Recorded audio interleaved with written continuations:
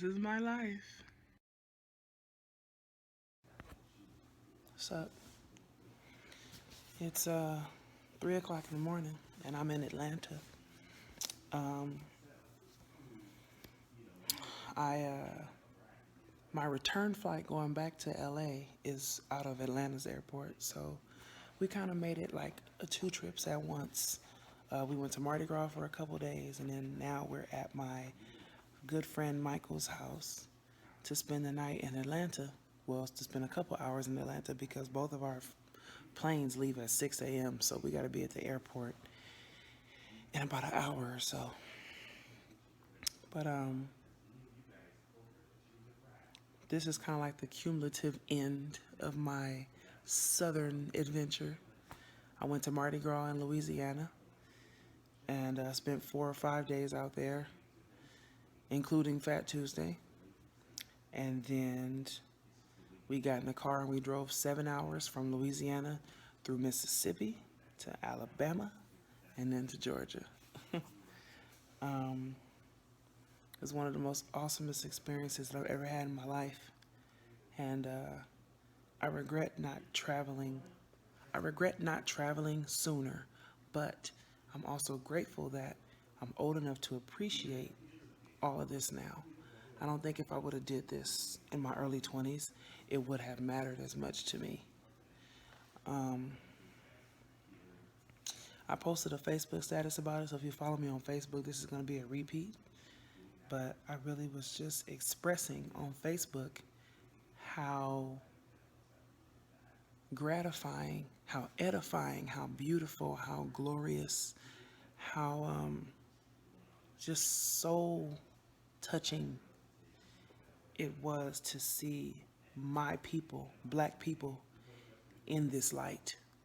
Um, as I traveled across these southern states, and I didn't really get to spend a lot of time in Mississippi or Alabama, but just traveling across these states and really seeing um, my culture and my people um, living life, being educated. I saw doctors, managers, business owners, um, people in retail, uh, people in all walks of life, car drivers, airport workers, flight attendant, whatever. Um, being successful, smart, intelligent black people. And still, at the end of the night, going to the club and cutting up and twerking and being a completely well rounded individual. And it just made me feel so proud and happy that this is the stock and the culture that I come from. If you've never been to the South and you're a black person, you need to go. Part of your soul is there. Um, I found, wow, I found a part of me in those people that I didn't even know I was missing. Um, Particularly Louisiana. If you've never been to New Orleans, it's something that you really can't even explain. It's nothing I can tell y'all on camera in enough words that will get across to you how easily you fall in love with this city. New Orleans is just amazing. There's so much grit and raw and like real and dirt and beautiful and history and life and culture. You can't even fit it all in your heart, but it just sticks with you. Um, it's an experience that I will never forget. And it just touched me. Like it touched me in my, like in a way that I can't explain, like spiritually or something. I don't know. But to see my people live every day and love every day. And not to say that I don't see that in California, because I'm born and raised in California. I've never lived anywhere else. I guess what I'm trying to say is I'm used to seeing your typical token black person, or five or six of them, or like maybe two or three people that work in the business who are black, whatever business it is, retail or whatever. But to see, like, to walk into a store at the grocery store or the mall or whatever, and every employee is black, I've never seen that before in my life. Never. So many career driven, successful, smart, intelligent black people outside of a college setting or like a school or whatever.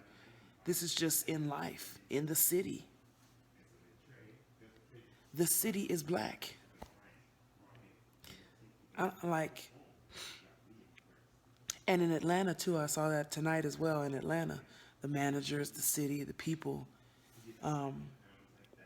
Atlanta's more of like a upscale. It's got kind of like a air, like a prissiness to it. And Louisiana, New Orleans has that down home, like raw, gritty, real life feel. Like this is us, take it or leave it. We don't give a damn. You wish you was this cool type shit. And excuse my nose and my tears, but literally, I literally felt like I found another part, or I gained another level of the appreciation of who I am and what I come from. And it's something I'll never forget. In life, you have two options: live or die.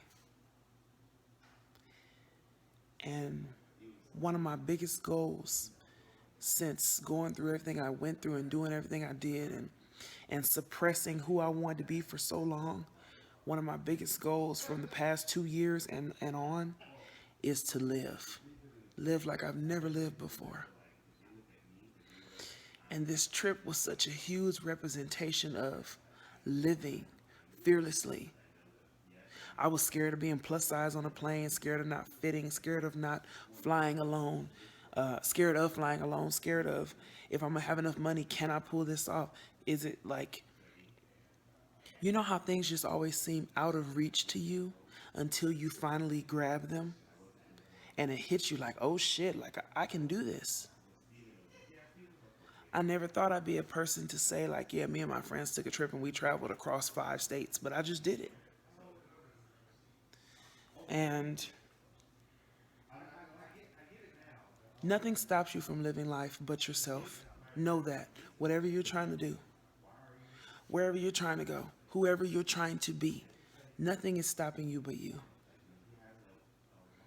I think about all the time I wasted trying to be who people wanted me to be, or trying to fit into a standard of what some man wanted, or some church, or even my family, or some crap. And I wasn't doing what Tiffany wanted. And I let people tell me, no, you can't. And I believed them. And was like, yeah, you're right, I can't. And they're all on the balcony smoking. So I don't know if you can hear them or not, but that's where my friends are. But I'm just living. And it's such an addictive feeling. I can never go back. I can never put my body and mind and spirit and energy back into that box, and try to put my foot back into the mold of a person that doesn't fit. This is me. I love God, but I curse sometimes. And I'm a mother, but I'm a young person. And I'm still enjoying life while being a responsible mother.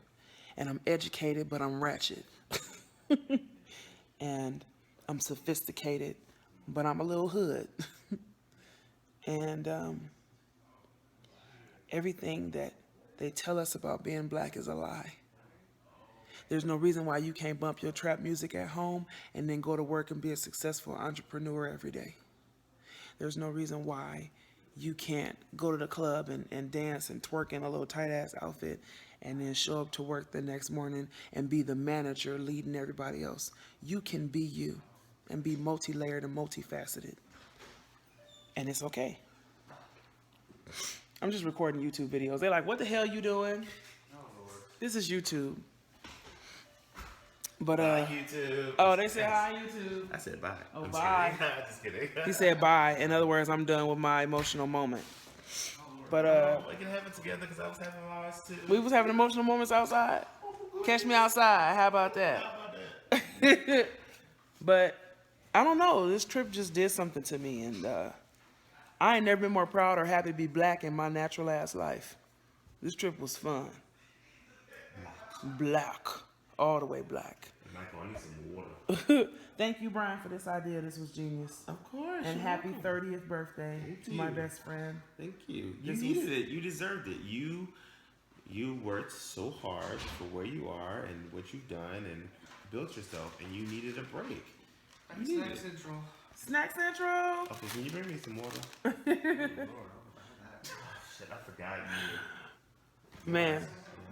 Ain't you got no milk for these Oreos and that? He got some milk, but this nigga right here, water is his enemy. Oh yeah, Michael, no water. We got a couple hours and we gotta get on these damn planes, y'all. So catch me outside. How about? No, I'm just kidding. I'll talk to y'all later, YouTube. And then there were two. Yeah. Just us. Hell yeah. On the way back to LA. Yeah. Let's do it.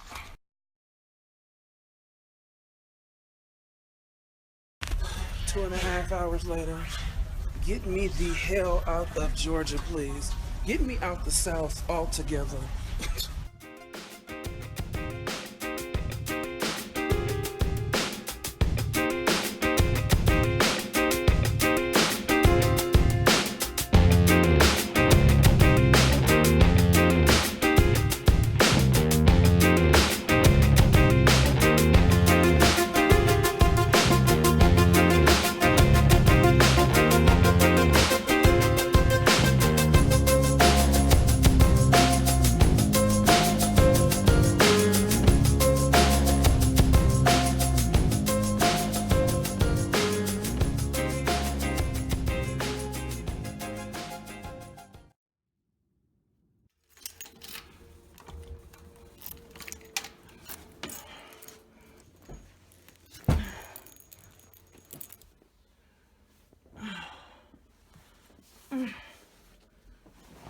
Yeah.